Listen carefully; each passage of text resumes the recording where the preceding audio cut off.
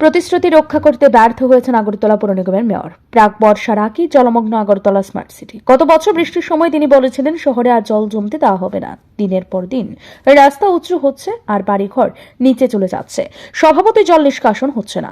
সোমবার প্রদেশ কংগ্রেস ভবনের সাংবাদিক সম্মেলনে এই কথা বললেন কংগ্রেস বিধায়ক সুদীপ রায় বর্মন। তিনি বলেন 31শে মে মাত্র 200 মিলিমিটার বৃষ্টি হয়েছে রাজধানীতে। এই বৃষ্টিতে শহরের মাত্র 8 ইঞ্চি জল জমার কথা। কেন হাঁটু ও কোমর পর্যন্ত জল জমে গেল, এ নিয়ে যদি বিশ্লেষণ করা যায় তাহলে দেখা যাবে দিনের পর দিন রাজধানীর রাস্তাগুলি উঁচু হচ্ছে। ভারতে এই ধরনের পদ্ধতিতে রাস্তার কাজ হচ্ছে না। ত্রিপুরায় যখন কাজ হচ্ছে তখনই দেখা যায় আগের থেকে দিনের পর দিন উঁচু হচ্ছে। তাতে করে শহরবাসীর বাড়ি ঘর রাস্তা থেকে নিচে চলে যাচ্ছে। ফলে বৃষ্টি হলেই জল মানুষের বাড়ি ঘরে প্রবেশ করছে, দোকানে ঢুকছে। এর জন্য পুর নিগমের ব্যর্থতা কিছুতেই আড়াল করা যাবে না। কংগ্রেস বিধায়ক সুদীপ রায় বর্মন বলেন, বিধানসভায় কংগ্রেসের পক্ষ থেকে বেশ কিছু তথ্য তুলে ধরে বলা হয়েছিল আগরতলা শহরে যাতে জল না জমতে পারে এর জন্য আগে থেকেই পদক্ষেপ নিতে হবে। কি কি পদক্ষেপ নেওয়া হবে তাও তুলে ধরা হয়েছিল, কিন্তু কোনো উদ্যোগ গ্রহণ করেনি, যার ফলশ্রুতিতে বর্ষার শুরুতেই বৃষ্টিতে শহরের মানুষকে চরম দুর্ভোগ পোহাতে হচ্ছে। শুনতে পাচ্ছি 31 তারিখ 200 mm বৃষ্টি হয়েছে। হ্যাঁ হয়েছে। That is a catchment area.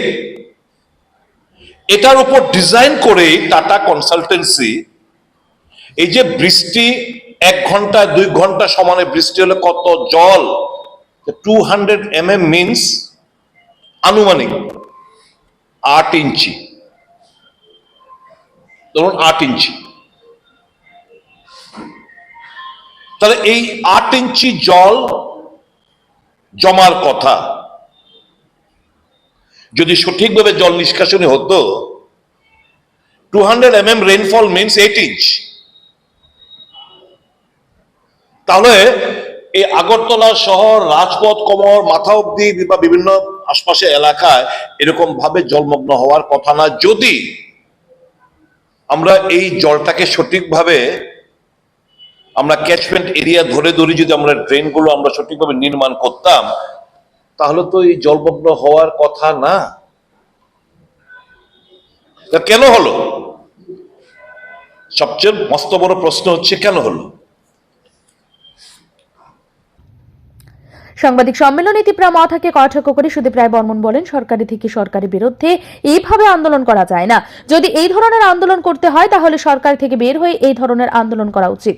তিনি বলেন, একসঙ্গে ঘর করবে, আবার লড়াই করবে, তোড়ফোড় করবে, তালা দেবে, জেলাশাসককে বদলি করার জন্য বন্যা পরিস্থিতিতে জেলাশাসকের অফিসে তালা দেবে। এই ধরনের আন্দোলনের মধ্য দিয়ে মানুষকে বেশি দিন বিভ্রান্ত করে রাখা যাবে না। মানুষ সব দেখছেন, সব বোঝেন, তারা সময়ে এর জবাব দেবেন। What should I say? हम क्यों बोले? ये आपस में ये तो दिखावा है।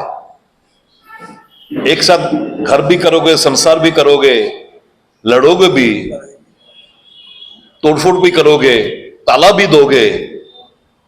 ये सब तो आम जनता को गुमराह करने के लिए। जब when you do not have any concrete issue of public related, you just exploit the emotion and sentiment of the innocent minds. That's what I can say.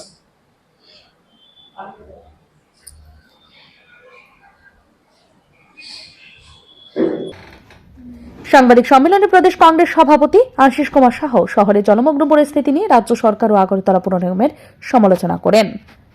Bureau report, Riddhi network.